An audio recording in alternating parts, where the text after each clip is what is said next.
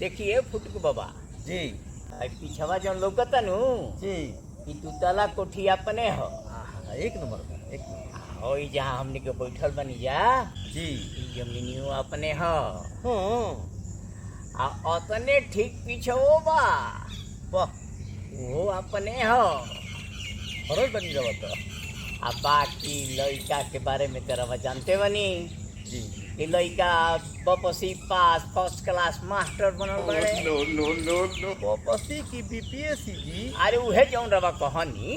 अच्छा अच्छा। अब बोली रवा का बोलो चाहते हम का कहब, अरे हम तो आइल रही हैं कि लड़की हमार पढ़ल लिखल बिया, सुनर सुबेक बिया, रवा घर में घुल मिल जाई हैं। और औरो लड़का के नौकरी लगले बा, आ दोनों के एकदम बियाह शादी कर दिहल जाओ, संबंध जोड़ लिया।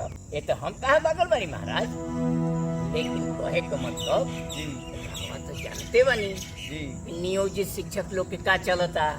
अब वापसी पास शिक्षक के का चले के चाहिए। का चलता, का चले के चाहिए, कुछ खुल के बताई। नियोजित शिक्षक के 10 चलता। हाँ अब वापसी पास मास्टर लोग के 20 तो चल ही के चाहिए के लगा ना। कब इसे तो हमारा इतना साउंड नहीं खे फटक बाबा, कुछ कम करती तो हम हिम्मत करती। ना जी महाराज, अब से कम के कहा समझ। रवा चाहब तो हो जाए। अरे ना महाराज, अतना कम में कहाँ समंग बा। अजो रवा जानत रही कि रवा फाटक बाबा की है जात रही, बस समझ के नहीं चलो जाए जितना रहो औकात रहे तो हिसाब के इतना तक खोजल चाहता है।